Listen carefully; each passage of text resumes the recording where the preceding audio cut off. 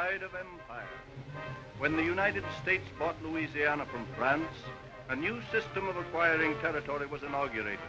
The dollar proved to be mightier than the sword. By slow stages, the frontiers of America spread out.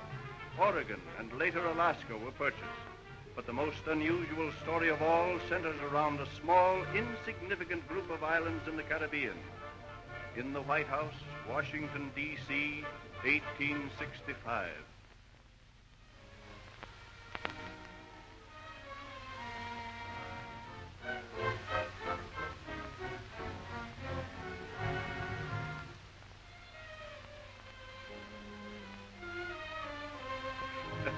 Good evening, Captain Tad. Hello, Mr. Stewart. My father's waiting for you. Yes, I know. I came here as soon as my ship docked. Where is he? I'll show you. Mr. Stewart is here, Father. Well, Stewart, I'm right glad to see you. Welcome home. Now, Stewart, that you've visited them, you still think our government should buy the Virgin Islands? Mr. Lincoln, I am convinced that we should. Their value as a naval base was amply demonstrated by our opponents during the late war. Exactly. Besides, they lie along important trade routes. And when the use of steam for propelling vessels becomes more widespread, as I believe it will, they will have great value as a coaling station. May I ask Mr. Stewart a question, Father? Why, yes, I guess so, Tad. What are the people like in the Virgin Islands, Mr. Stewart?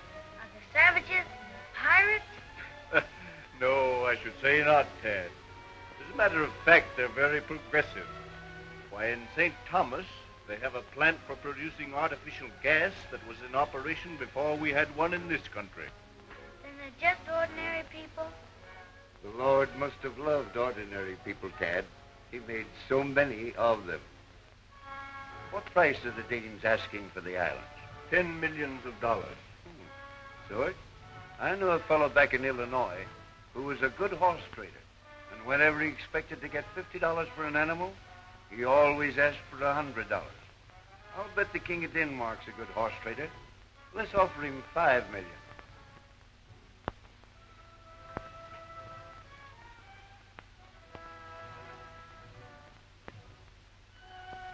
I'm sure there will be no opposition to the purchase. Good evening, Mrs. Lincoln. Good evening, Mr. Seward. Tad Lincoln, you get up to bed this instant. And it's high time you were in bed, too, Abram. Oh, yes. Well, I must be running along. I will prepare a bill authorizing the purchase and present it to Congress at once. I can see no reason why the deal should not be consummated within 30 days. Good night. Good night.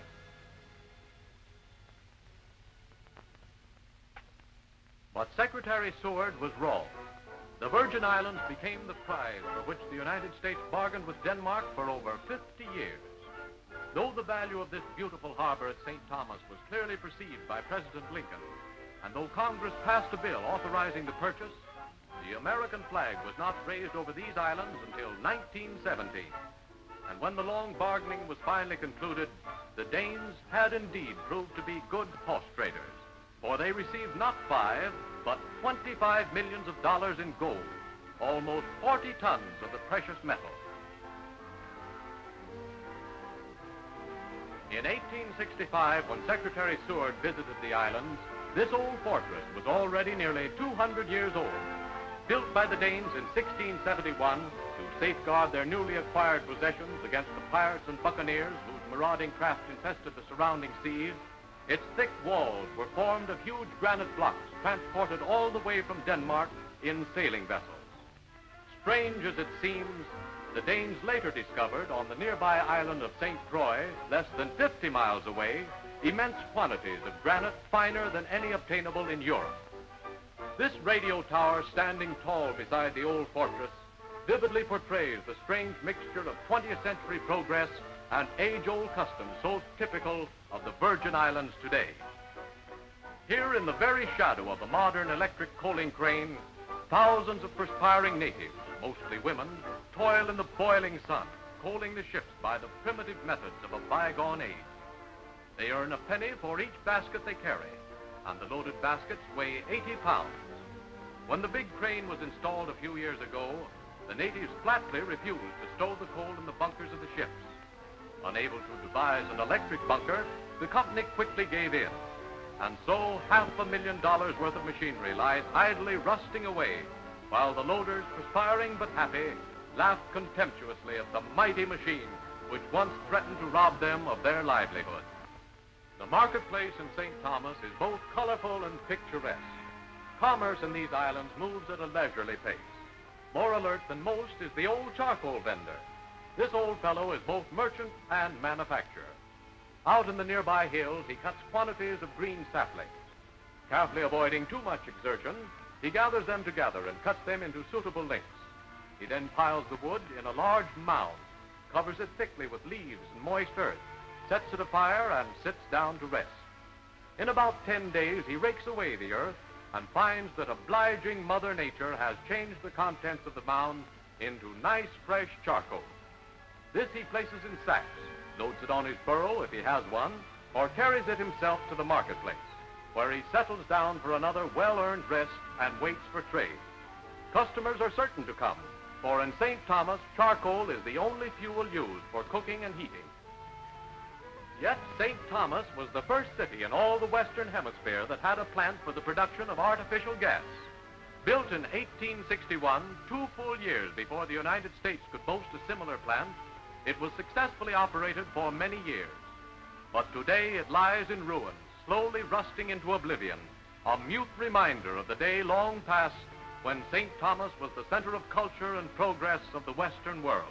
Though it has reverted from the most modern to the most primitive form of fuel, the city prides itself on the most efficient water department in all the West Indies.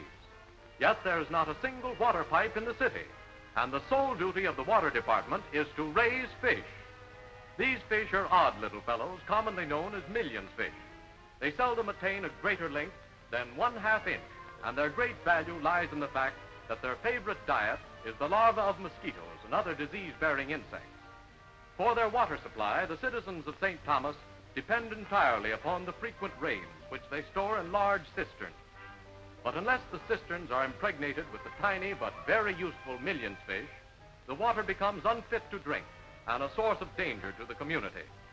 The people have complete confidence in their water department, and this young fellow takes a refreshing drink from the public fountain with no fear of germs and without even looking to see if the cup contains a fish. A short sail from St. Thomas lies St. Croix, the largest island in the group. Here in the little city of Christiansted is the boyhood home of one of America's most distinguished statesmen. On the spacious lawns of this old home, Alexander Hamilton played as a boy. This old bell tower was built by Hamilton himself and is still solid and sturdy after more than 150 years. The slow centuries have passed lightly over these islands, leaving few scars. The people and their customs seem much the same as when Alexander Hamilton worked in this old store before he made his eager way over the worn cobblestones of these ancient streets on his way to the ship which was to carry him to the land of his dreams. There in the young American colonies, he was to become the founder of the very treasury which one day would issue a golden draft to purchase the islands which had been his boyhood home.